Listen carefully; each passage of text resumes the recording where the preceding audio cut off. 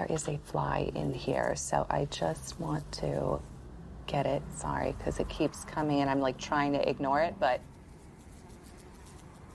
That's very strange you would say that. There's a very interesting thing that happened shortly after Jackie died. There was this little tiny fruit fly that was always in front of me. It would be here. I would go to the Polo Lounge in the Beverly Hills Hotel, it would be there. I'd go to the south of France and be sitting there and it would be there. And I said, well, this is Jackie coming to say that she's still there. Yes, we've all heard the story. Because Jackie came back as a fly. Joan.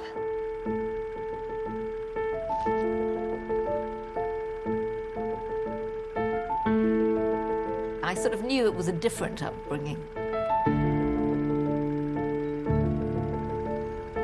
Parenting wasn't really a verb back in the 70s and 80s. I didn't really understand what it was she was doing. All I knew was that Mummy was on TV a lot. There were definitely two sides. There was Mum. To the Wogan Show, Oscar. Yes. Bye-bye. Bye-bye. And there was Jackie Collins. Jackie Collins. There are people who are wonderful writers. By that I mean people who use the language beautifully and elegantly, which was almost the direct opposite of Jackie. Is it exhausting doing research for your books? It was one of the reasons she was so successful, because she could go out there and promote those books and not be embarrassed. Obviously, she writes a lot about sex. She's putting female sexuality at the center of the world, and people lost their minds. Some of the sexual gymnastics, quite frankly, give middle-aged men like me a terrific inferiority complex. She changed the way women got to have sex. Women got to be selfish in bed thanks to Jackie Collins. My final guest is the world's most prolific writer of romantic fiction, Barbara Cartland. We've got to go back to the family to save the world. I mean, look at the mess it's in. It's evil, really. What? The books that you write, quite frankly.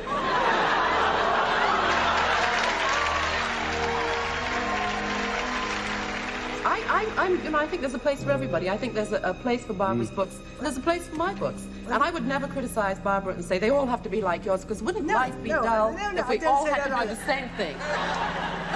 My guests, thank you. It's always the same essential story, dressed up differently. It is about a woman facing disaster at the beginning. And no matter how downbeaten, downtrodden, she outsmarts all the tough guys and wins. Girls, when they leave school, should be taught that in life they can do anything. I really have this strong belief that women can do anything. Girls can do anything. That was her motto. Girls can do anything. Girls can do anything. Girls can do anything. Women can do anything. As much as she was saying that to everybody else, she was consistently saying it to herself. That is what is so extraordinary about this tale. What she wrote and who she was are two different things. She's one of the most successful authors in publishing history. The excess, the glitz, the unashamed embrace of power. Jackie Collins has sold over 500 million books worldwide. She's got 29 bestsellers. Jackie's novels really helped create the ethos of the 80s. Without any doubt, one of the best-selling authors in the world. That kind of became who she was. The most highly paid author in the United Kingdom. Girl, woman, she. It's another word for a chick. Lady. Second word. Sounds like tray.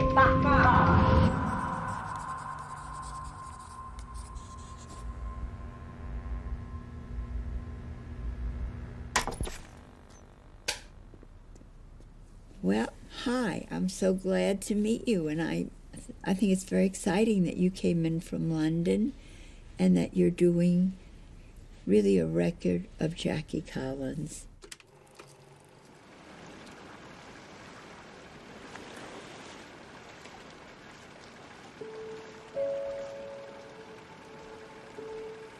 The raft lay ahead, empty and inviting. What must it be like to be shipwrecked, cut off, alone in the world? She often felt alone in the world. She swam rapidly toward the raft. Without another thought, he stripped off his shirt and plunged into the sea after her. "Don't talk. Don't spoil it," she willed Lenny. Salty flesh crushed against salty flesh. He pressed his hands into the small of her back. She didn't draw away, but moved her hips slowly, suggestively. She wrapped her long legs tightly around his waist and moved with him, as if they had been together many times before. And then she was lost in sensation, floating in paradise, taken over by a throbbing release which sent her into spasms of delight. He stared into her eyes so deep and full of secrets. Who was she?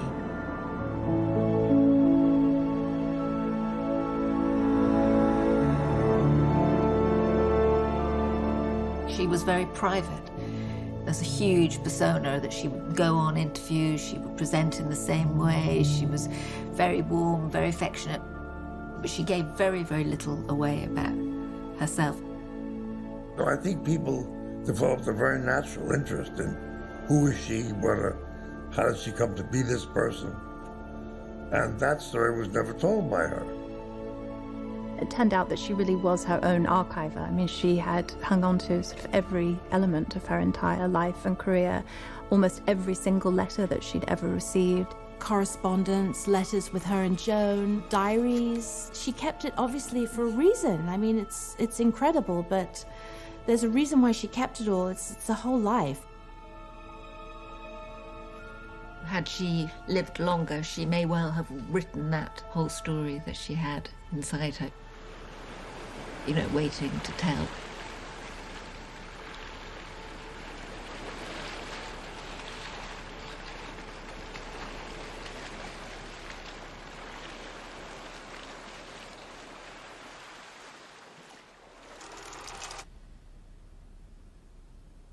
It seems to me that Jackie had different personas.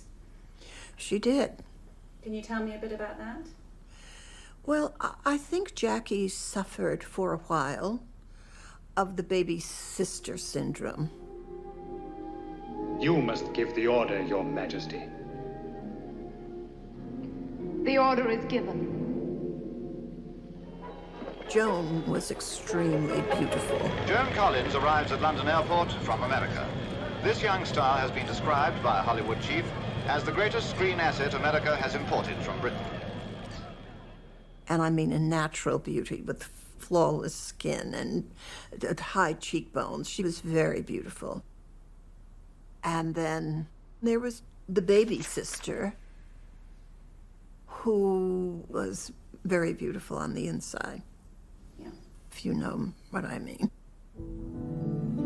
Okay. Who are you? Oh, hi. Hi. Okay. When I started in movies, she cut out every single thing that was in the papers, pasted them in scrapbooks, and wrote underneath it, Wolverhampton Echo, January, da-da-da-da. She was the younger sister. It's like a marriage. You know, it doesn't all go along just perfectly wonderfully all the time. She was always scribbling away. I never really asked what she was writing, but she was certainly writing. 1953, 14th of May. Went to a party with Joan. It was fun, but I get an awful inferiority complex when I'm with Joan. I feel all big and clumsy and dull. And Joan says everyone says I copy her. I knew that she was thinking about becoming an actress, and I gave her some advice. I said she should try and get into RADA, and she said, "Don't worry about me, I'm going to be fine." Please, God, let me get into RADA. Rehearsed most of the day until 5 when the show began. Joan told me I was very good. I'm not at all awkward as she had expected.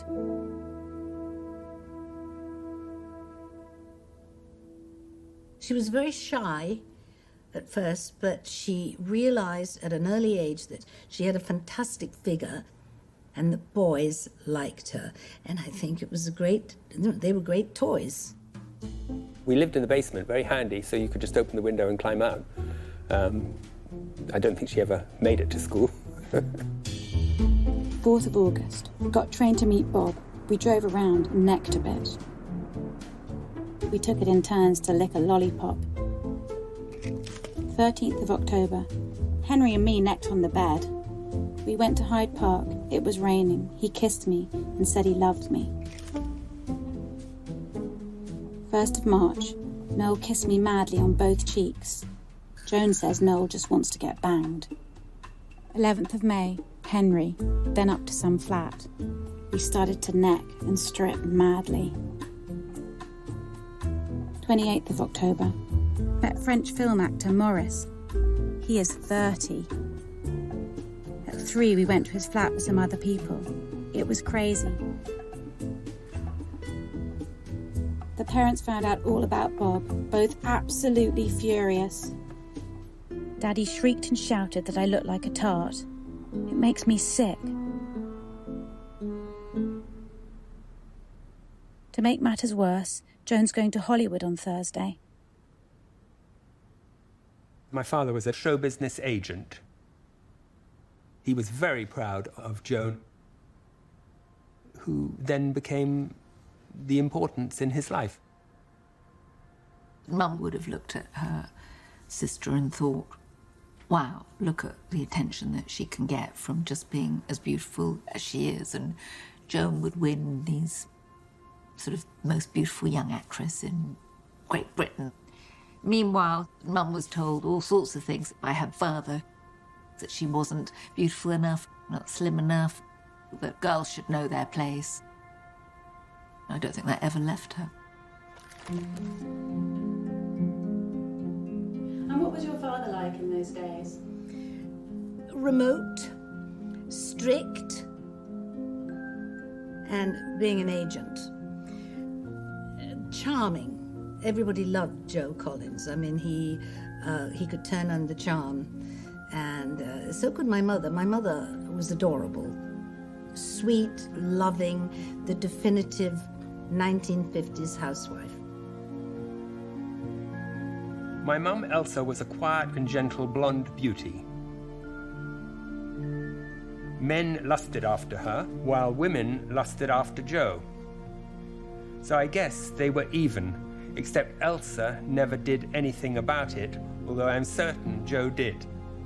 A philanderer for sure. My father was a screamer. If it could be said, he would yell it. Once I watched him throw a plate of food at my mother. This is my house. You will obey my rules. You're old enough and ugly enough. I am king. That's the truth. Okay? Nothingville. What an awful day. Felt awfully alone. Had a row with Daddy. I've come to the conclusion that I like Mum better than Dad.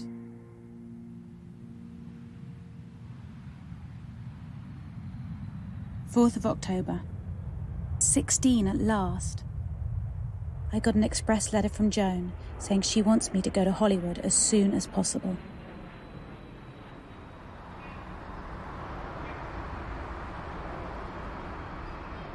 Mid-50s Hollywood was extremely glamorous. Marlon Brando and James Dean and a whole bunch of other people. And so Jackie joined the set, and she was the kid.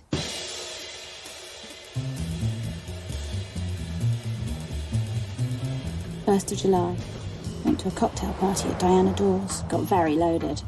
Went to a party where I danced up a storm to Voodoo Suite by myself. We went to a lot of nightclubs and danced, like, Macombo and Ciro's. And yes, I would take Jackie because there was always an extra man hanging around, and she loved it. 15th of January, went to a cocktail party at Judy Garland's. 4th of March, went with Joan to the Gene Kellys. We played ping pong with Sid Chaplin. Met Brigitte Bardot, a French film star. God, she's cute. Marilyn Monroe, her walk could make a revolving door look stationary. 12th of January, saw the casting people at 20th Century Fox with Joan. Joan is trying to get me in the picture. 28th of January, met Marlon Brando. I spoke to him quite a lot. He's only my height and kind of fat. Well, it's sort of folklore now. I was sitting at a party, one of those casual, it was always barbecues and jeans and T-shirts, and I was sitting with Stuart Stern, who was the writer of Rebel Without a Cause, and Paul Newman and Arthur Lowe. At around 12, Marlon Brando arrived. Talked to him a while, then went up to Arthur's room. He called me sincere, sweet and luscious. He took her by the hand and he took her upstairs. And I was saying, where are you going? She said, I'll be fine. Like, get out of it.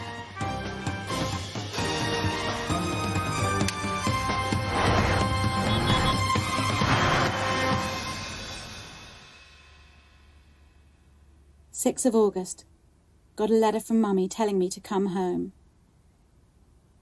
I cried and cried and cried.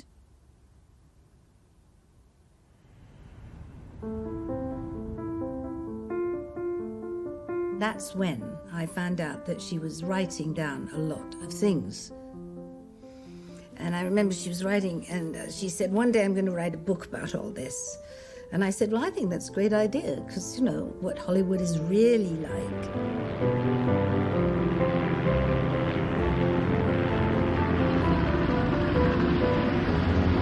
Her ninth book is currently a major best-selling title on all the bestseller charts, Hollywood Wives. And truthfully, her phone hasn't stopped ringing with people wanting to know who is really supposed to be who in the book. So would you welcome, please, the lady that's rocked Beverly Hills, Jackie Collins. Yeah.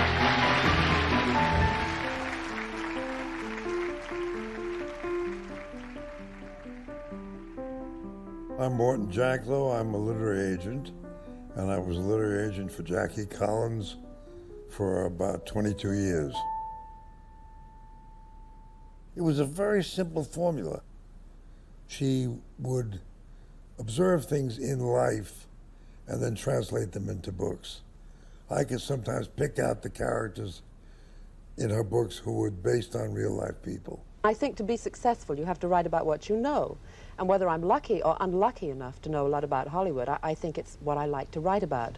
And Hollywood Wives is fiction, but of course it is based very much on fact. Talk to my wife.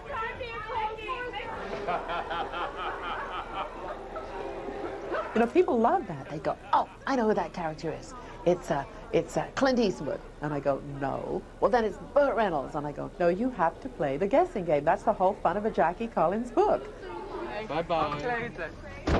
They know that I'm not some little old lady in Des Moines writing about the Hollywood that I think exists. I'm actually out there in Hollywood doing a lot of research, forcing myself to go to parties and watch the movie stars at play. The success of Hollywood Wives was so unexpectedly enormous. We were hoping for good sales, but the sales were tremendous. She made a lot of money, and that really set her up.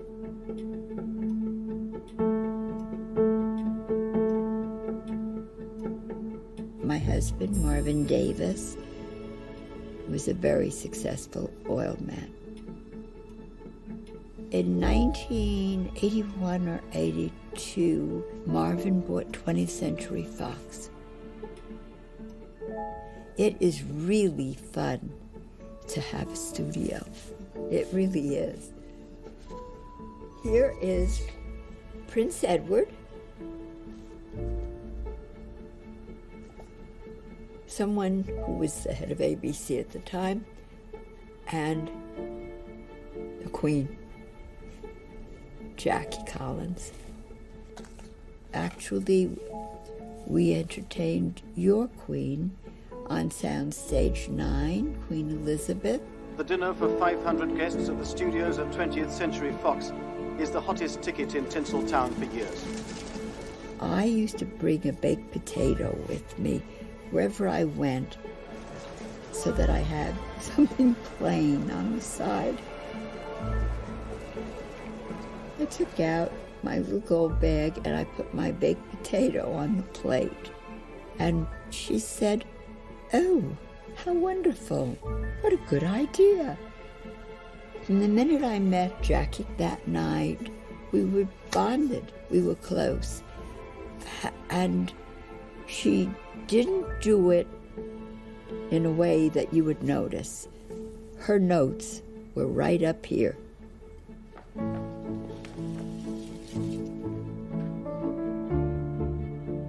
"90210" was a very close-knit and small community.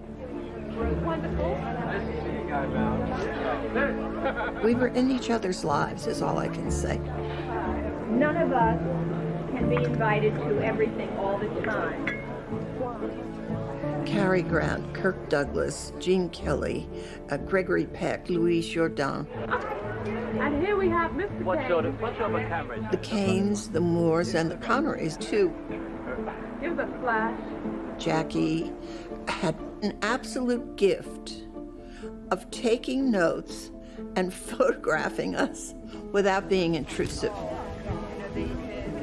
Caller, your chance to talk to Jackie. Hi. All right, my question is her life as exciting as her book that she writes?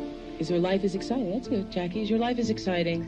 Yeah, I've got a pretty exciting life. I think so. She knew that I was gay, and so of course her eyes lit up when she found out that I was a lesbian and that she always wanted to know about my personal life. Was I in a relationship? Was I dating? For Susan preferred women. For the last 3 years, she'd been having a very satisfying affair with a producer's wife, sexy, copperhead Paige Wheeler. I was in one relationship where I had a girlfriend in Palm Springs, and I would come back and she would want explicit details about what I had done. They were naked and playing games. Who I had seen, what did they look like. You show me yours, I'll show you mine. She wanted sort of the outer layer so that she could create the inner details, was sort of the sense I got. Here we have the great Mr. Jack Romano. When we first met Jackie, we got a phone call from a New York publicist who asked if we'd be interested in this author named Jackie Collins. We had no clue who she was. We were movie publicists. No. Where you going, Melda? Where are you? I'm carrying down here. Where you I'm going? going to carry her bags as usual. In the 80s, she was one of the few. There's a handful that wrote. I had Judy Cranston, Barbara Taylor Bradford, and Danielle Steele. But Jackie was the only one I knew who really understood that it was dependent on her hard work. When she'd written a book, she would attend marketing meetings. Most authors don't do that. They hand in the book and they disappear. She was out front. She was there. You can ask her a question? Yes. Okay. Miss Collins, you're a very beautiful lady, but you have an inner beauty about you. Doesn't she? Oh, yes. And her women were strong in her books. And they came from a strong person. And I think Jackie was a strong person. And women who would not ever read books before loved her. Why did you get onto the line? We like reading her books. How many of the other books have you read? All of it. Jack's an addict.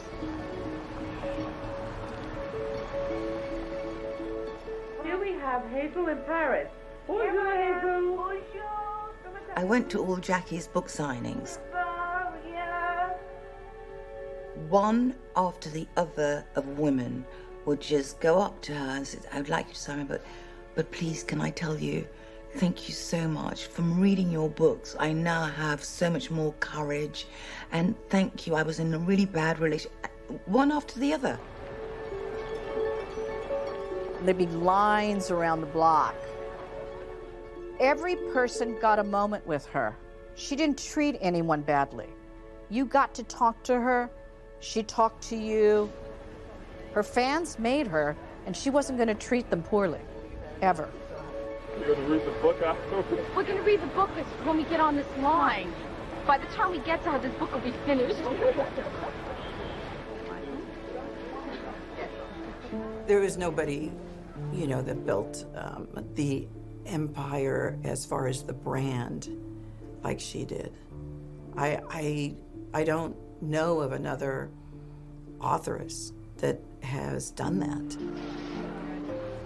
I can tell you it was substantial, I can tell you it was millions, but I certainly can't tell you what her empire was worth. But in Hollywood terms, it was significant. Substantial.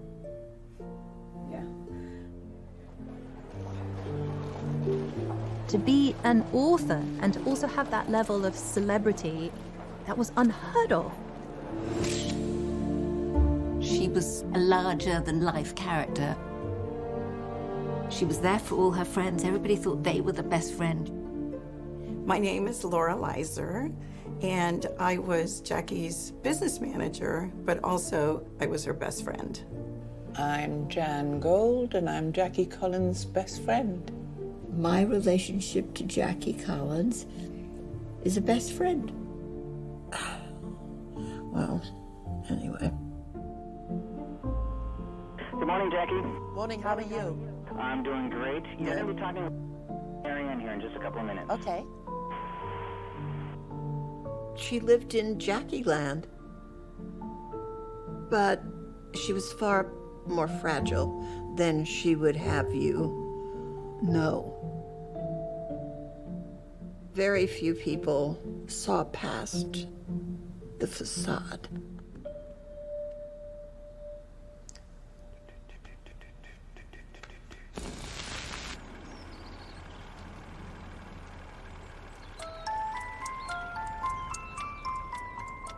"23rd of Feb. I went around several model agencies. Went for an interview and had to put on my bikini. In makeup, I was told my nose was too long. Went to see Bill Watts. He said my eyebrows were too thick. I look awful. Joan told me so. I wish I could get some work. She did a picture with Alec Guinness. I remember she was very excited about that. And then she played opposite Roger Moore in A Saint.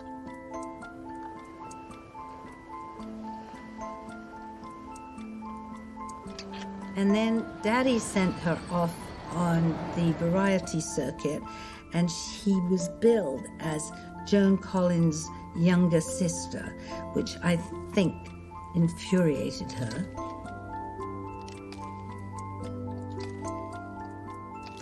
She didn't want to be associated with me because people would always ask her about me,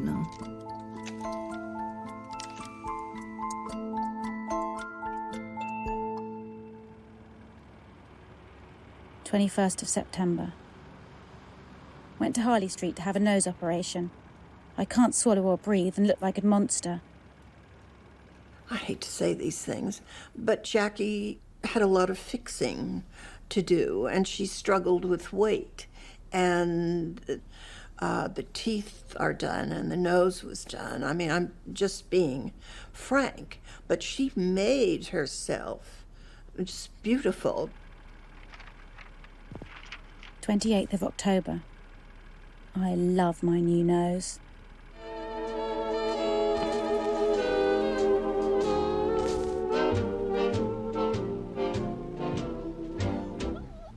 just one. May 17th. Had dinner at Wallace's with him. A nice, quiet evening. Lately, things are great with us. She had had some flood damage in one of her rooms, and we had to go through a number of items. And there was a suitcase on a shelf that I opened, and she said, "Oh, that was my first wedding dress." Truly I do. I don't know how they met, actually, but Wallace sort of appeared in her life. They met at a dinner party. He was very charismatic. He was lovely. He's a very nice person. He was from a nice family, and my parents liked him a lot. He was solid. He had a business.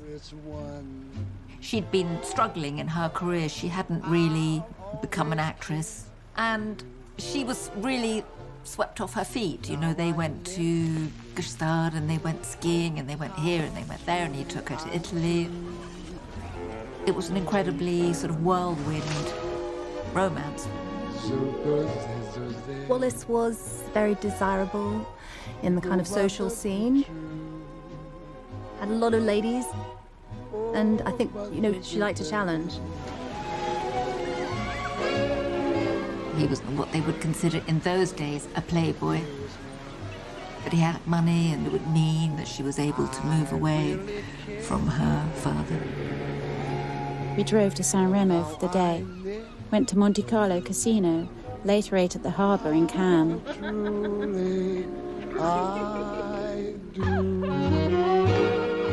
When Hollywood didn't happen, I'm guessing she just thought, maybe I'll just get married.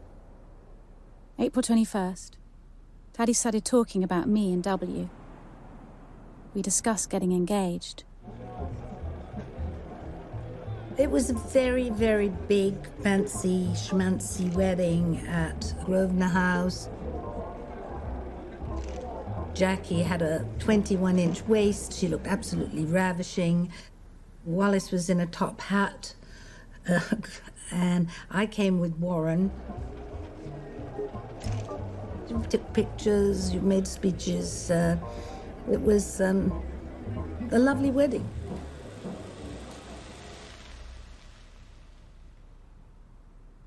Later, she had showed me a photograph of her in that dress, and we talked about Wallace. We talked about just that he was not emotionally well. Spent the day with Wallace. He's still ill. I'm so happy with him most times. Very quickly on, she saw something that was really concerning and really difficult and didn't understand it. Wallace stayed in bed all day. Atmosphere strained. He had gotten involved in a doctor who started to heavily medicate him, and consequently that led to him becoming an addict. Ever since our marriage, my husband has been a drug addict. My husband always objected to my having friends into our home and would be in a drug condition when my friends arrived, to such an extent that She was a young woman, married, pregnant with me, with a husband who was, you know, severely mentally ill. At 12 o'clock midnight, he leaped out of bed and I discovered he had taken some methadone. He rushed to the balcony saying he was going to throw himself off. After some 15 minutes, Wallace did not reappear from the balcony, and growing very worried about his threat, I went to look for him and found the balcony empty.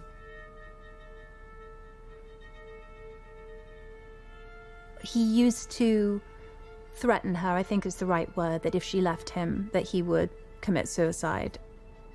July 12th. Wallace kept me up all night, was violent and abusive. I came back from Hollywood. Tracy was born. Obviously, it was difficult. She had Tracy. Tracy was very young, and we were looking after her and going to visit Wallace at the various hospitals he was in. Dear Mrs. Austin, I'm writing to let you know that your husband has agreed to undergo some electrical treatment, which we hope will ease his tension. He received his first treatment this morning, and I am very glad to say that. Electroshock therapy was very brutal and was very primitive. So not knowing the kind of husband that she would get back after something like that, the fear must have been, enormous.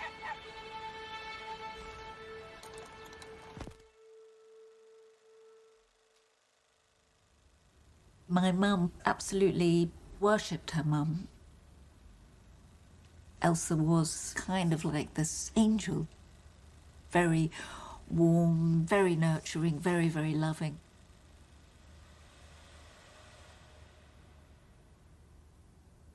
Daddy said, we are not to mention that she has got cancer. We don't use that word. She's got a virus. She has a bad flu.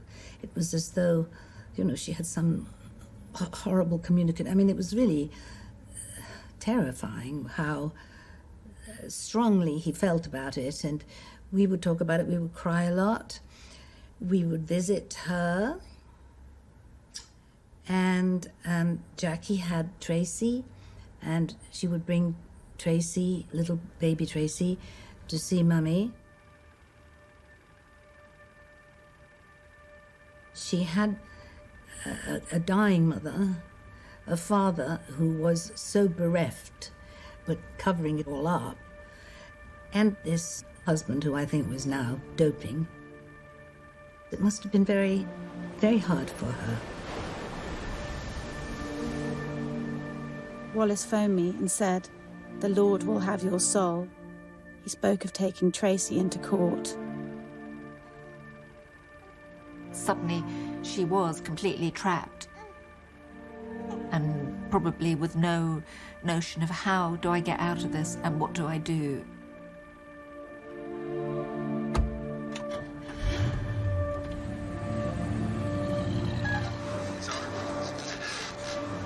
She didn't have any money, but she got up enough courage to leave in the middle of the night and never looked back. And shortly after, she found out that he had killed himself. I think the circumstances of his death were pretty horrible. He going off into the Black Forest, and I think he was taking pills. I'm not quite sure how it happened. As a teenage girl, you married a businessman who was older than you, who you described honestly as dynamic, exciting, but a manic depressive, who was dependent upon drugs. You divorced him after 4 years of marriage, and shortly afterwards he was found dead. And you have a daughter from this marriage. I mean, I knew he would do it. I knew 2 years before he would do it. And you can't live your life with somebody saying to you, "I'm going to kill myself if you leave me," or "I'm going to kill myself if you do this or that." Eventually you have to go off and live your life, and you can't feel guilty about it. I've never felt guilty about it, because I knew he was going to do it, and there was nothing that would have stopped him. I wouldn't have stopped him. Nobody could have stopped him.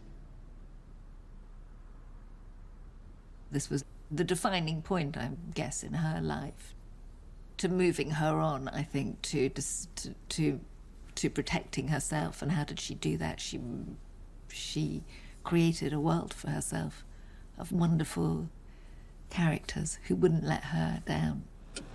Hi, I'm Jackie Collins. I write novels. Big, long, powerful stories, the kind I like to read. And thanks to you, I've been lucky. They've all been bestsellers. And now I'd like you to get lucky. If she could become successful in her own right, nobody else could take that away from her. The double standard. I grew up with it, didn't you? Men, as far as I could tell, had it all their own way, and women were very good about it. They accepted it, as if it were their lot in life to wait quietly in the kitchen or the bedroom. Why, I ask myself, why do we accept it? Why do we tolerate a society which nods approvingly if a married man plays around, but if a married woman does it, oh dear me, she's a slut, a tramp, a bad woman. She writes about a woman being sexually harassed on a job. A horrific marriage. a man who destroys her temperamentally. The authors who do the best are the ones who personally feel those problems. What does feminism mean to you then, if you are a feminist? It means freedom. It means sexual freedom. I don't like the double standard. I think that, you know, women and men should be able to be as free as each other.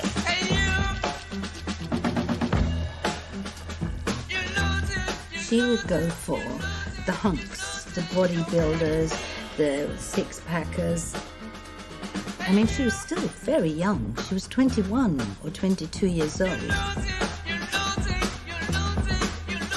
She certainly got back into having a few relationships. What her own turmoil was after my father, I don't know.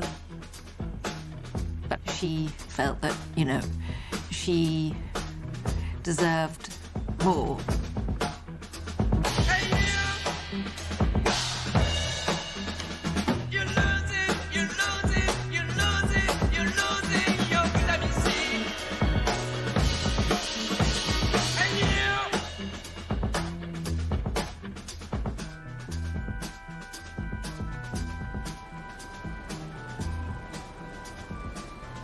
So Johnny, can you just tell me a little bit about yourself?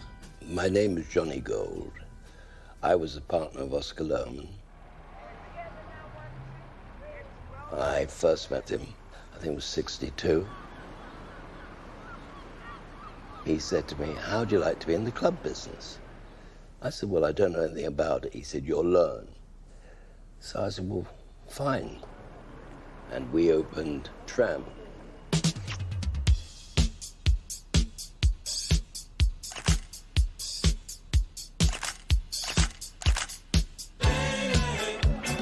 Well, I met everybody at Tram. I met Muhammad Ali, I met the Canes, I met whoever was in town, all stopped at Tram. Jackie and myself, and even Joan as well, we would go to this club because it was the most in club in London.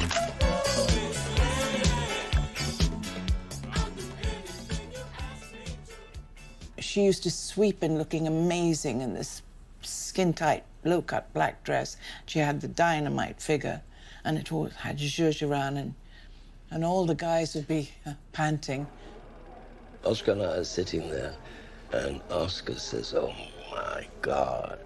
And they look, and it's Jackie. And I said, "Oh my God, Johnny, I'm gonna marry that girl."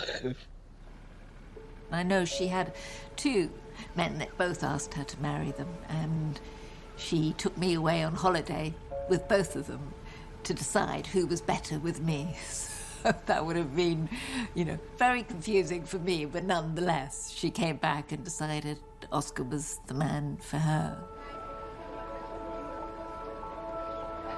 Everybody loved Oscar. They really did. I never heard a bad word about him.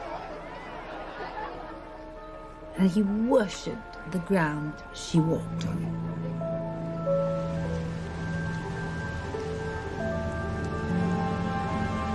And the first apartment they lived in was the one that Jackie was already living in.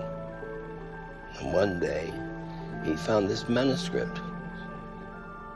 And Oscar said, "What is this, Jackie?" And he said, "Well, I started to try and write a book." So Oscar took it, read it, and he said it was good. He said, "I was really shocked." And he said, "I made her finish it." I said, "Jackie, you got to finish this book." I'd been writing all my life. I'd written a lot of half books that I hadn't finished. And he was the first person that said to me, "It's absolutely terrific, and you can do it." And so I did it. I mean, he said, "You've got to finish it." I'd never finished anything up until that time. I think that had been in her sort of psyche for a long time, because she had a lot of trauma, you know, prior to that. But she found that very, very painful to talk about. So, you know, to be able to sit down and write, that was her sort of lifeline. It took me forever, but I finished it. And then I looked along my bookcase and saw a publisher that I had a lot of their books, and I thought, well, if I like what they publish, maybe they'll like what I write. In those days, you actually had to send a big, thick manuscript off. And I think it got picked up by the first publisher that it got sent to. £400. £400 she got for that first book. How did I remember that? Anyway. And what was that book called? I think, was it The World is Full of Married Men?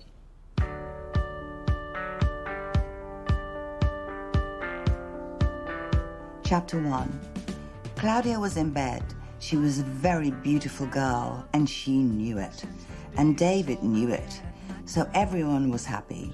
She caressed his back, and he felt desire rise up in him again. She had only to touch him, and he wanted her. There's only one little problem. I don't want to marry you. Not even if you were free and we could rush off and do it now. I want to do what I want to do. Whenever I want. No ties, no strings. I don't want marriage. It means nothing to me. She firmly believed that it would do well. She was that positive. But I think she was surprised at how amazingly well it did do. And of course, the one thing we all loved was that end killer line, justice for all females. They published, 2,000 books. And within 8 weeks, suddenly, oh my God, we're going into 100,000. I'd worked with Joan as a publicist since the late 60s. Joan took me to a party in London at Tramp at the book launch for The World is Full of Married Men. Jackie was the first author to write about women who behaved like men, who did what men did and didn't apologize or excuse themselves. So it very quickly made her very controversial at a very young age. They had 2 children, Tiffany and Rory. Oscar was earning money with the club, and it enabled her to just write. He wasn't at all threatened by her talent or her creativity. He really just wanted to, he wanted to help her develop that. When they'd come back from Tramp, they'd stay up, drinking and playing charades. There was always a sense that she was researching. The names were slightly changed, but you could recognize them if you were on that scene, and we knew who she was writing about. What about you? Well, a lot of people thought the stud was me, but it wasn't. Jackie said it was you. Did she? Well, she called me a sexual athlete. I mean, that's not bad. When I read The Stud, I said, this would make a great movie. I'd now been an actress for over 20 years, 22 years. I'd done this terrible movie called Empire of the Ants. And, parts weren't coming my way. Joan was really famous before Jackie, right? Really famous, huge in London. And then Jackie started to become famous, but Joan's acting at that point. Not much. I mean, Joan was nothing. And I don't think Jackie ever thought that would happen. And I certainly don't think she ever thought she would revive Joan's career. So I asked Jackie if she would write the script and that I could then start taking it to various producers and to various people that I knew to get it financed. The Stud by Jackie Collins. Fontaine came in. I followed her to a small elevator, and we pressed closely together as it started up. What's going on? Are we there? I asked foolishly. No, but we soon can be, she replied, pulling at my trousers. That's right. Screw me, you bastard. Keep it hard. When I first read the original script, I thought it was just like a silly sort of soft porn opera. It had nothing going for it. And now we've made an interpretation out of it. It's a very different story. Oliver Tobias thought he was the second coming of Rock Hudson. Jackie Collins is a good writer, but I mean, movie making is a different media. You know, I mean, you're making movies. It's a director's media. And, you know, he's the painter and the actor's the colour. I'm a colour in a picture.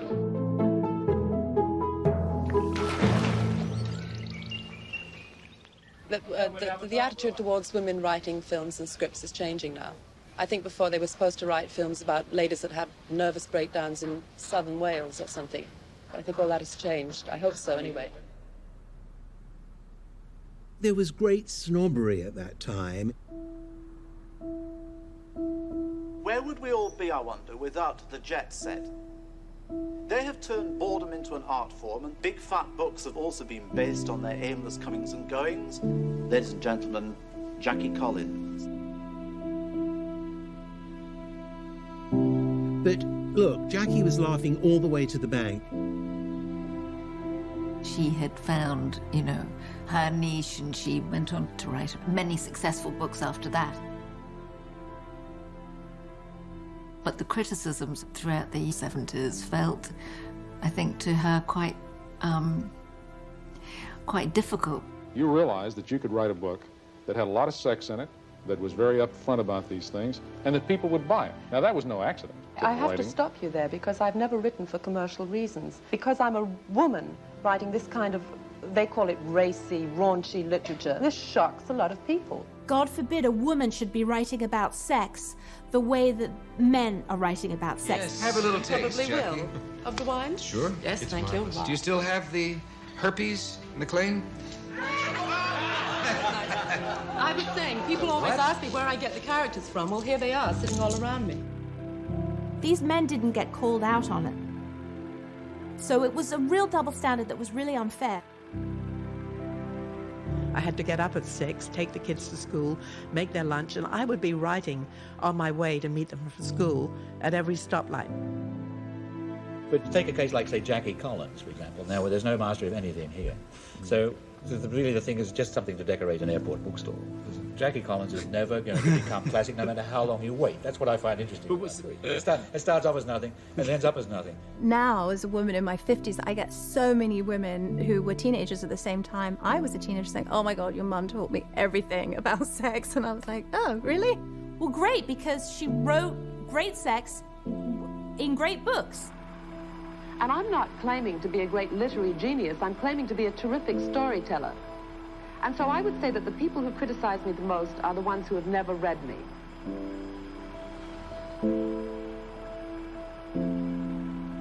It hurt her. She was like, I'm gonna go out there and make sure I protect myself.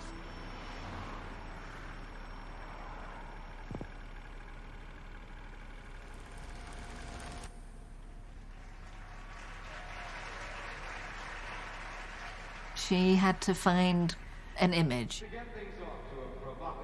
almost like a shield. It was the hair pieces, it was the makeup. It was the big hair before big hair. And, you know, the tie and the suit. And the shoulders, and then fabulous jewels. Big yay earrings. For those of you who haven't read this latest opus... I mean, she became the representative of the characters in her book, with cleavage and jewels and looking gorgeous. And it was always quite startling. And she added the leopard print. Leopard print was in vogue. It was sort of a suit of armor. She got joy out of the sparkle, but also felt somehow protected by it. She phoned me up. I was in America. And I was extolling the virtues of Los Angeles life to her. Her books had been really successful in England, but not in America. And I said the only way to break into America was to go and live in America. Moscow He used to get a bit nervous at times. His hand would shake. He said, she wants us to uproot and go to LA because she thinks she can make it there with the books.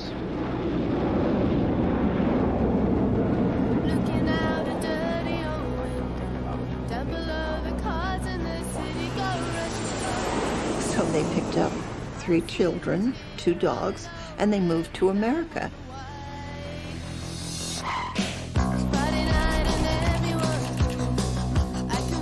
She just had a sort of wanderlust. She was going to do what she needed to do.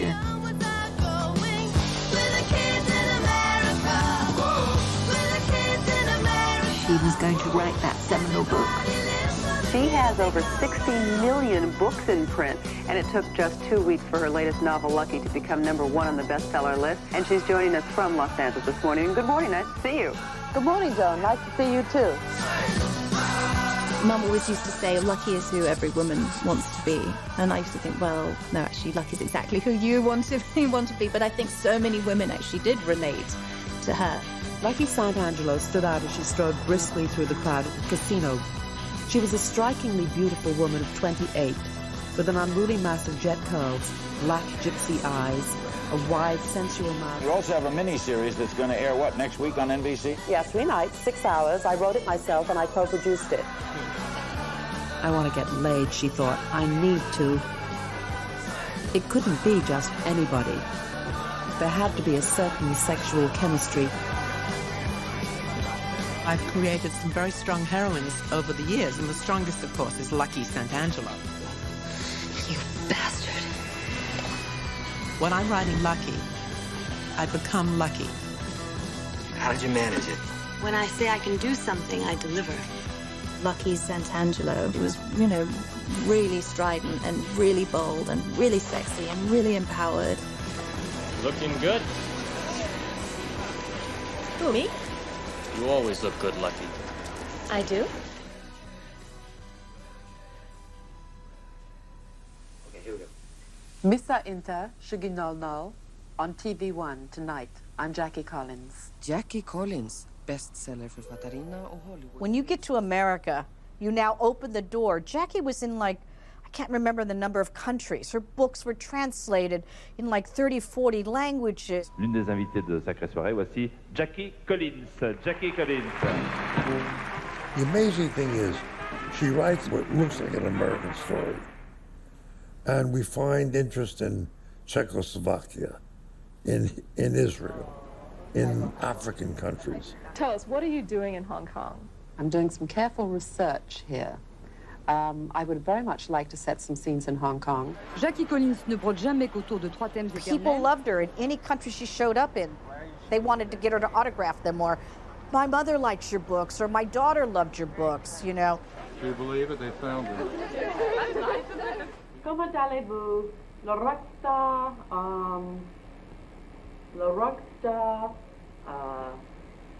is doing very nicely in France.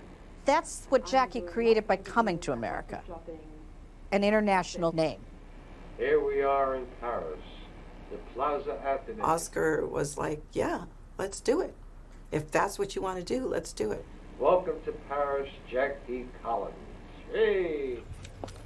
He was her rock, and I think he was very instrumental in her success because of having somebody like Oscar behind her.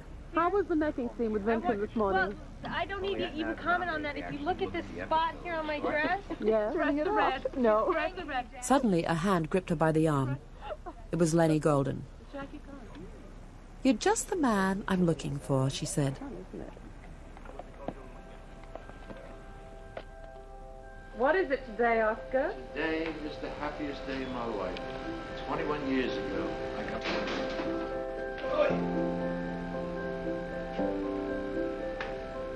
I used to call Oscar, and I would say, how are you, Oscar? And he would say, listen, Maude, it's 80 degrees, the sun is shining, I'm sitting by the pool in my bathing suit. What could be better? Hiya, Oscar. They were just such a perfect team together. They just worked really well. Lots of laughing and love and confiding in each other. Okay, We're going out in New York, and we're going to buy some art. Come on, Oscar. And then we're going to have lunch. Oh, I'm going to have lunch at the Four Seasons. He was so proud of her. He was so proud of who she had become and how she was managing that success. He was so important in her life. He was the family man, he was her mentor, he was her lover. I would come to the house, meet him at the house, and then go with them, with wherever we're going. And every single time he would walk to the bottom of the stairs and she would say, okay, I'm ready. And she'd be at the top of the stairs and he would just look at her and he'd be like, you are so beautiful. Look how gorgeous your mother looks. Absolutely gorgeous. Every single time, whatever she wore. Because he adored her. Where's the car? Bye, Oscar. I'm already Oscar. Doesn't she look just beautiful? My God.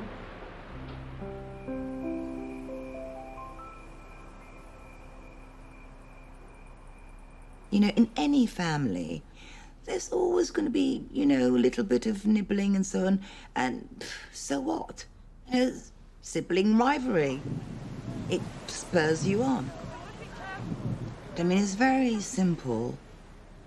You know, Joan was a big Hollywood star, and Jackie was a writer. You're finished. You've lost everything. And I now own this house. This house? Are you insane? Oh, no. I'm perfectly sane. So take this junk and your blonde tramp and get out of my home. She likes to call herself a female Harold Robbins or the Harold Robbins for women. Some people call her admiringly the queen of flash and trash. And she joins us this morning, and we're lucky to have you, Joan Collins. Welcome. It's Jackie. Jackie. Joan was here last week. Joan was here last week.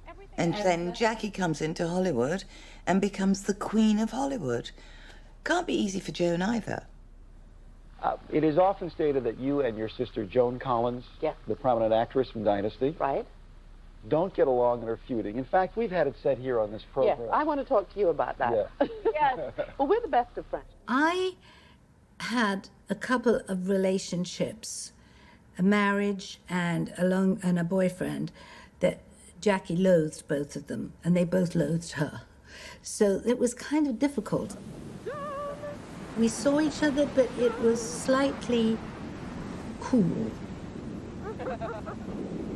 And then, when I got offered $2 million to write 2 books, you know, you don't turn that down.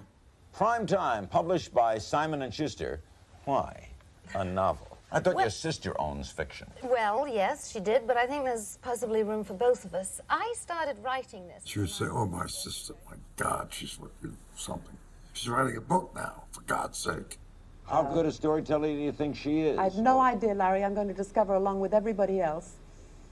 Are you excited about... How do you feel about that? Oh, fine. She said, how would Joan like it if I got a job in a television series? So I think Jackie felt that writing was her territory. It's where she became successful and made her name. And as she worked tirelessly at being Jackie, I don't think she ever said, well, not today, I'm too tired. Yeah. They're so different, the 2 sisters. And don't forget, I came from the fashion world, and so I'm accustomed to bitches. There's always a certain amount of, you know, maybe you are stepping on my territory, but it's certainly not intentional. Joan got a lot of money from non-books. There was a big issue as to whether she'd written a publishable book, which I think Jackie was very secretly happy about. So, you know, sisters are sisters. I mean, siblings are siblings. She didn't like it, but I don't think, she never used the word betrayal, and I'm not sure that's the right word, and I can't think of the right word to use. She dealt with it the way that she knew best, you know. Abigail and Primrose were as unalike as 2 sisters could be. They couldn't stand each other. Abigail was pushy and grasping. She loved entertaining and big parties. A true Hollywood princess. Primrose, the younger and prettier of the 2, had opted for a different kind of life where she was able to raise her children in what she considered a more real atmosphere. Who knew that they were destined to become two of the most powerful women in Hollywood? Whatever she felt in private, she just kept to herself. Everything that she stood for was magical and wonderful and sparkly. But real life does go on.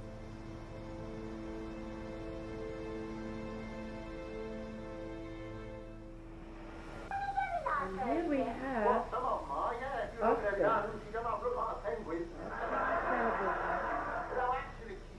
We'd been here about six or 7 years when our dad was diagnosed with prostate cancer.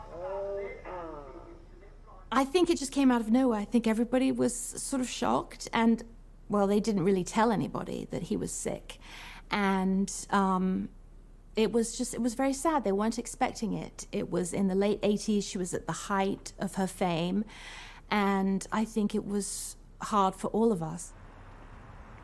I think in many ways she didn't know how to cope with it. She just thought if she carried on with her life, it just wasn't there. And they decided to build a new home. The whole time that he was living with cancer, he was working on this project.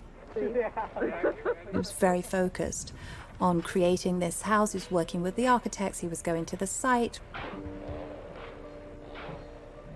He was just so intent on getting that house finished for Jackie.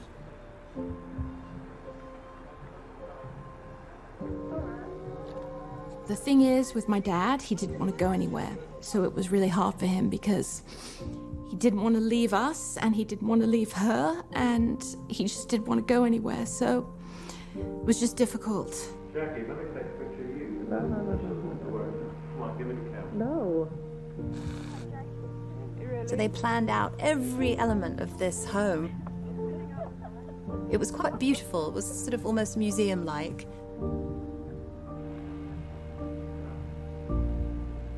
That was her fantasy. You know, it was like he had created it for her. It was literally just ready. But, you know, there came a point where he was actually too weak. Dad died before they could move in.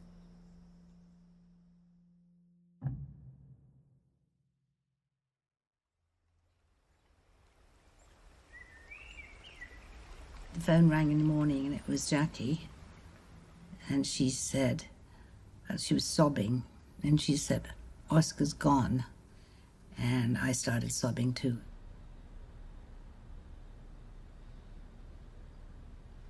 She really didn't deal with it very well.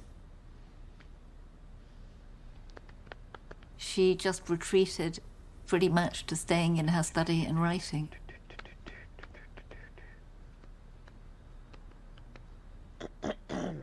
Jackie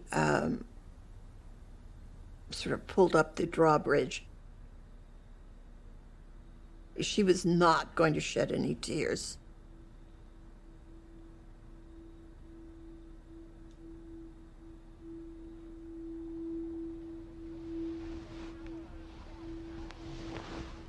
She couldn't do that.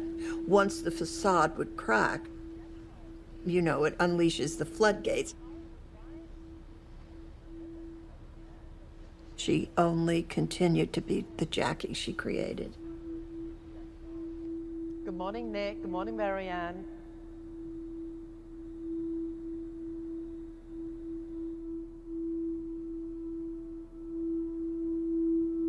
She had learned how to survive, and for her, what was always there for her, you know, was Jackie Collins. How are you coping with Oscar's death? Well, you know, I think that when somebody dies, you have your grieving time, and then you have to seize your life again. How long does the grieving time last?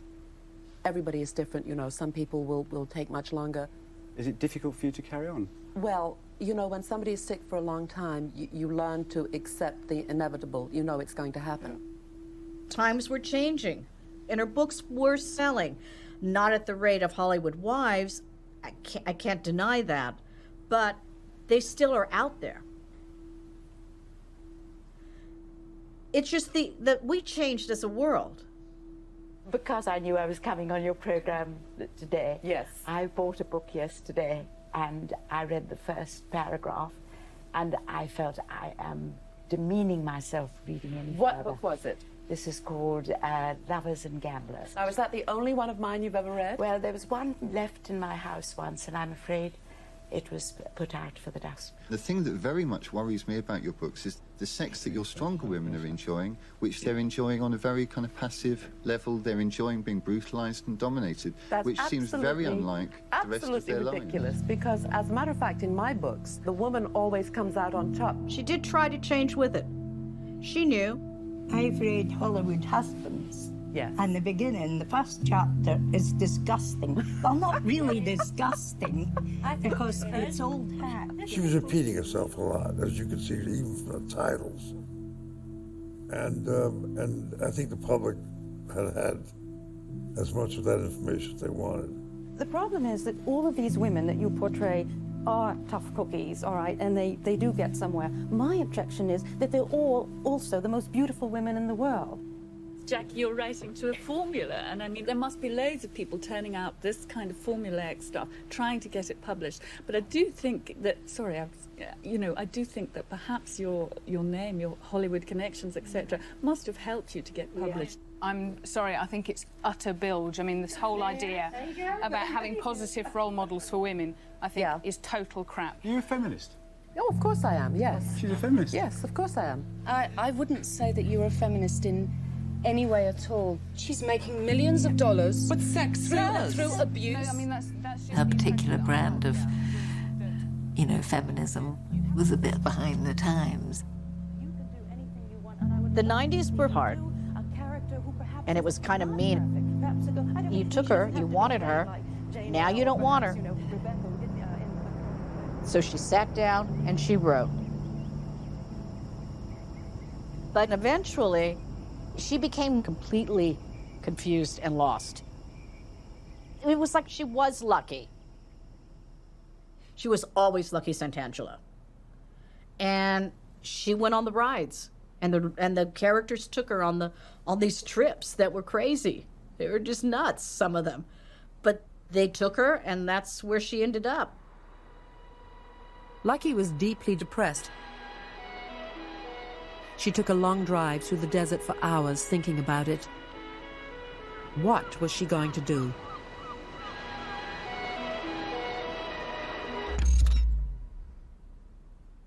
And then she started, quite a lot later, I think, going out with Frank. Darling, say something nice. I love you, Jake. Good evening, Leslie. Frank was this kind of like single guy around town. He'd never been married. He always had lots of girlfriends. He was one of those guys that was always smoking cigars and playing cards with the boys and taking bets. And he basically did what he liked. I knew him through relationships with James Mason's daughter, with Joanna Carson, many different girlfriends. He was not exactly a gigolo. With great care, he pushed her down onto the couch. Get your clothes off. I mean, now. So what was it about Frank that Jackie was so attracted to? Beats me. Darling, would you wait on me hand and foot? Absolutely not. It was a time where our lives were really moving on, so we were distracted. And, he was like a character from one of her books. He kind of, came in and was like a character from one of her books. Literally had sort of stepped out of one of her books. So when I was talking before about the heroes, they traveled. He was a difficult man in many ways, but I think there was no getting rid of him. He pursued her relentlessly. Sterling silver roses every day, cases of Cristal champagne, jars of the best caviar. Good morning, Frank. Good morning, Jane. How are you, darling? I'm feeling wonderful. Good. It's a beautiful day in Albany this morning. We just arrived, and everyone's having breakfast. And I love you, darling. I wanted her to be with somebody else. I didn't necessarily want her to be with Frank. You know, he was nice, he was very charming, but I didn't like him. And he was the first man that I'd seen her be with or involved with who I felt, you know, didn't feel wholly comfortable with her success.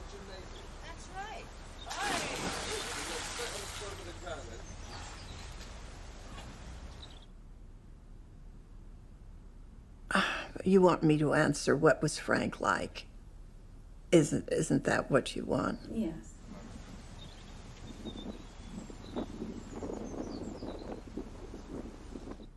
Well, he was a gambler, a drugger, an alcoholic, and an abuser. That pretty much tells you.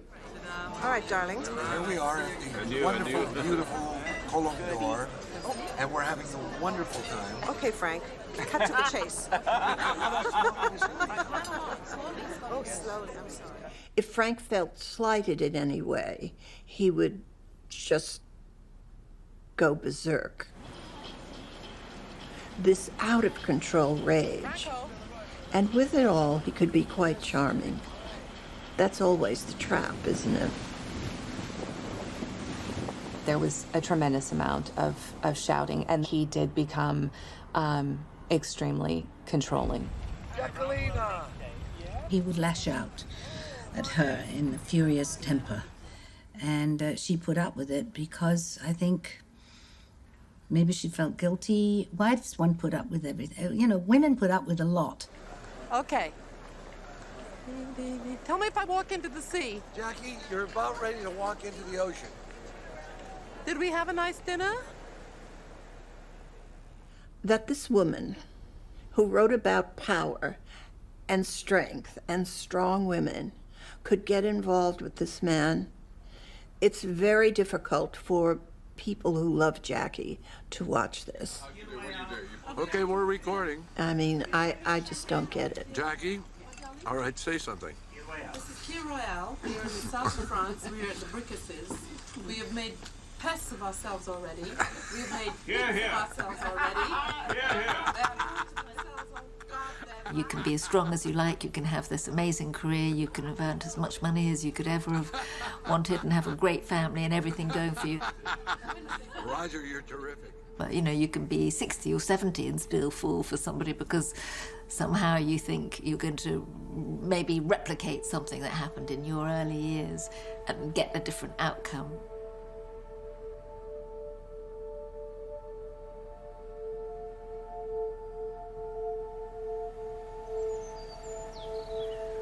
It got bad when he got sick. That's when the tides turned that he was mad at. It was everybody. And so I know that was a particularly tough time. He was furious and despairing. He grabbed my arm and pulled me roughly out of the doctor's office. Frank, what's happened? Lung cancer. Inoperable. He was furious that she was writing books while he was ill. She would write in her dressing room in the middle of the night. She would get up when Frank was asleep, and she would write when he didn't know about it. We asked Jackie, were there guns in the house? And Jackie said yes, there had been, but they'd been moved. Well, that's not comforting. And why were you worried about guns? What do you think? Well, obviously, why? I mean, why are you afraid of guns being around? You're afraid someone might use them. I mean, we're afraid he'd say, well, if I'm going, you're going with me. She lives in her fantasy house in Beverly Hills and has sold more than 200 million books worldwide. But Jackie Collins told our Mark Steinus that the success means nothing when compared to the love that she lost.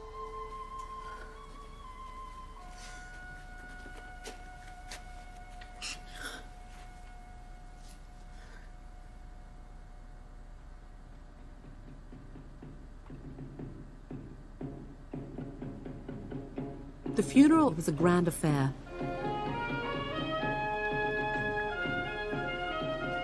He was buried in a solid bronze casket that cost over $20,000.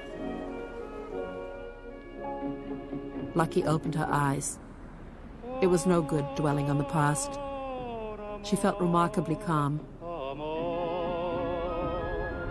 She smiled wanly, and she winked. A true, ballsy, Lucky Santangelo wink. I worked with Jackie starting in 2008.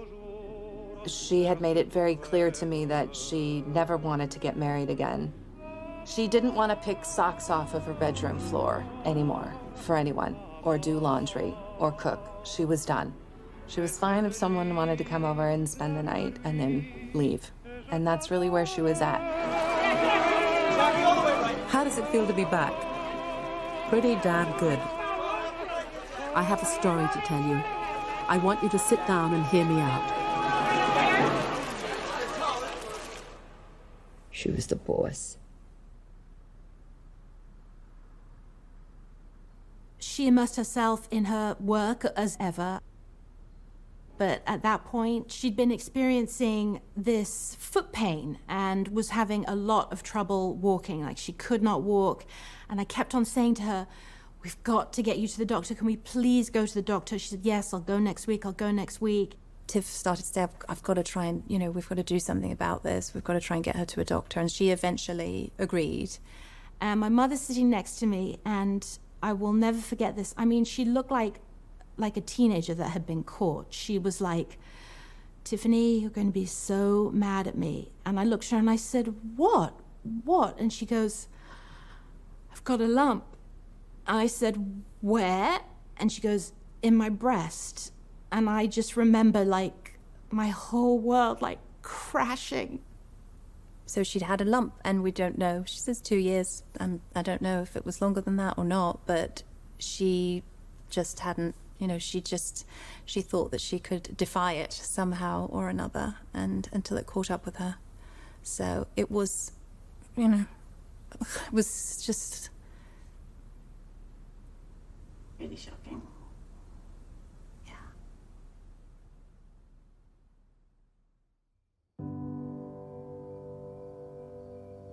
She said she was very sorry that, she hadn't said anything, and she asked us not to tell anybody. It felt like my father all over again. They didn't really tell anybody that he was sick. Daddy said, you're not to mention that she has got cancer. We don't use that word.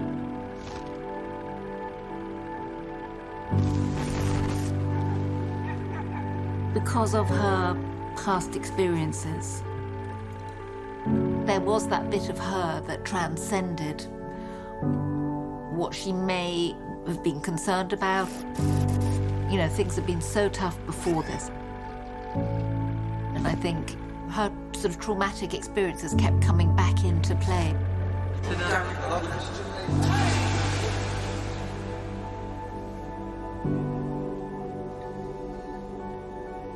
She sort of couldn't write it out, so she could just say, right, I'm going to be fabulous, I'm going to live my life. I don't really want to know if there's anything wrong with me.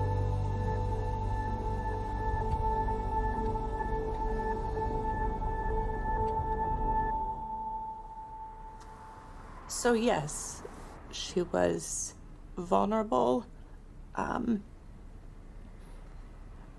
but very much like her spirit animal of being a cat, she clawed her way out of that. Please welcome the author, Jackie Collins.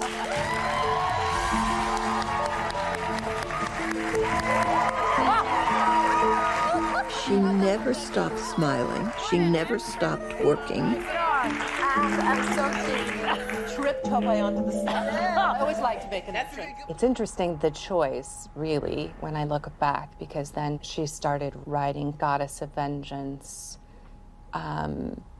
which is a Lucky Santangelo book. Sitting at the table was Lucky Santangelo, a dark-haired beauty and businesswoman supreme. who'd experienced her own share of controversial headlines and scandals over the years. "Come on, Lucky," Venus said. "Look at everything you've accomplished. Admit it, you're a goddamn superwoman." No. I'm a woman who took chances every step of the way. I had to fight for my independence. Believe me, it wasn't easy. She said, "I can't just sit here and wait to die." She said, "I need to go to London." I said, "Okay, we're going." She knew it would be her last trip, and I think she wanted to see London one last time. Lucky smiled a slow, dangerous smile. Let the show begin. This could turn out to be quite interesting.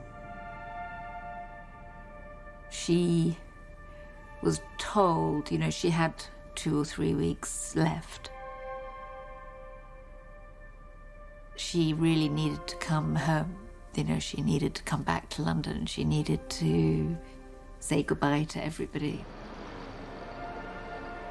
We had a lunch at the hotel, and she was there with Laura Liza. And then she said, "Now, I have to tell you something. I have stage 4 breast cancer." And I said, "That's not possible."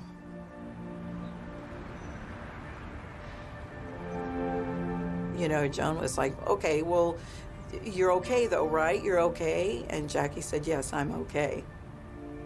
And when she went into the bathroom to get something, I said to Laura, "Is she okay?" And she said, "Yes, she's fine, she's fine."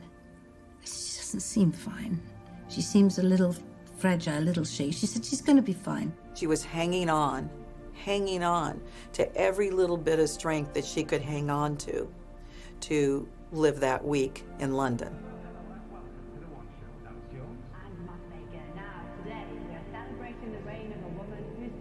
For the first TV show, we asked them ahead of time if they could start with her seated and not walk on and sit down.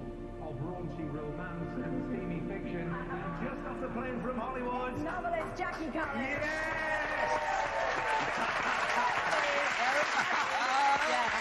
Lovely to see you again, Jackie. Have you here? Oh, it's great to be back. I love this show. It's so much fun. A few people said, "Jackie looks a bit weird or a bit thin or a bit odd," but, you know, like, not that well, but I mean, she's still, you know, whole outfit on. You know, it takes an iron will to get up there and do that when you feel as bad as that. And Lucky is a really, you know, kick-ass woman. I mean, she's strong, she's got everything she ever wanted, and she does it her way. And I think we need more books of women who do it their way, who are strong and sexy and can really control everything, you know, and she does. Is it running? Is it actually running now?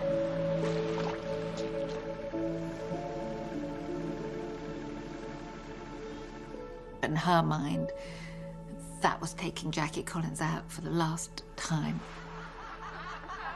That's why I love your book. I know. Talking about the books, you see, I know that you're very good in your research, very meticulous. Yes. So I need to know, did you check out all those sexual positions before you wrote the books? Absolutely. Everyone. That's why I'm exhausted.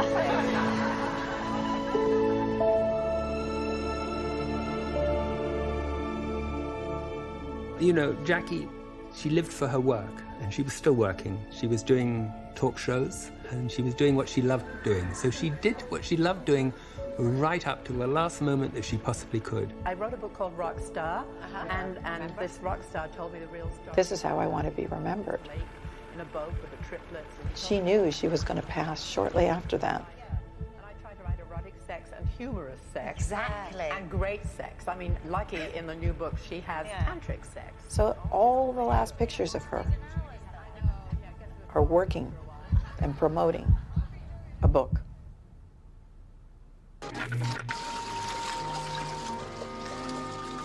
Goodbye, stranger.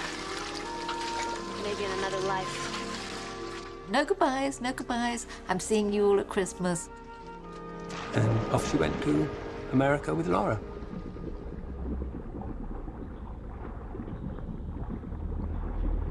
I never knew she was sick.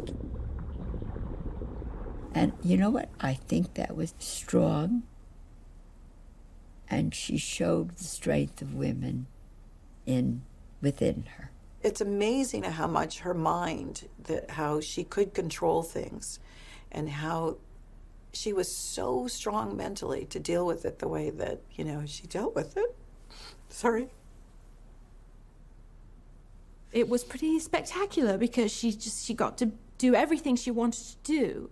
And it was like she knew what was going to happen when she got home. It was like she wrote her ending. That's what it felt like. It was like she wrote her ending.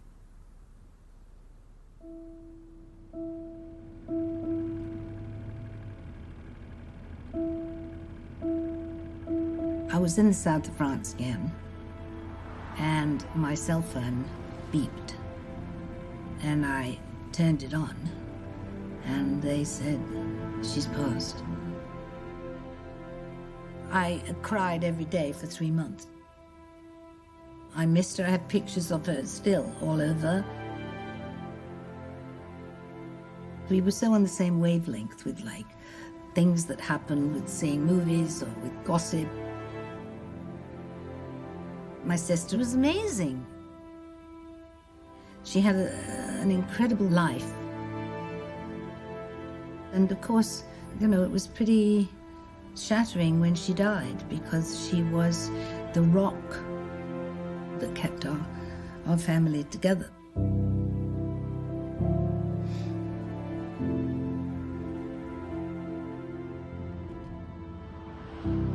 I think being Jackie Collins, that energetic, brilliant persona that everybody saw is who she loved to be.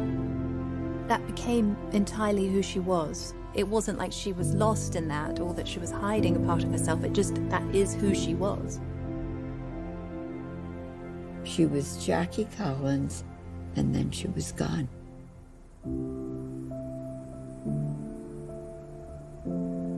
Lucky knew it was time to leave.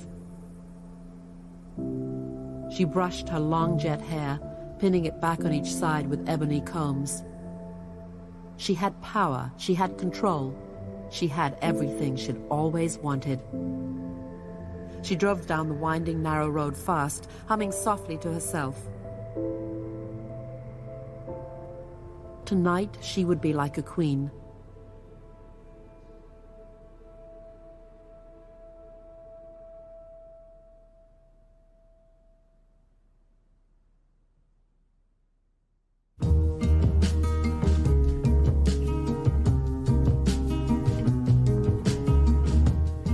If you only did a documentary showing her what she was showing to everybody, who cares? Frankly, who cares? The only upside of being old is that you don't give a damn. It happened, it's my life. The great storyteller is rarer than the great writer. And Jackie was a great storyteller. I think we're back full circle now with, women saying actually to be women we can be whatever we want. We can be really openly sexual if we want. She broke ground for all us women. She really did. What would Lucky Santangelo do? What would Jackie Collins do? Channel your Jackie Collins energy. What I learned from her is I can do anything, and I can speak my mind, and I don't have to hide behind somebody. She loved success in women. She was very iconic in that way. Can I tell you something? She happened to have been brilliant.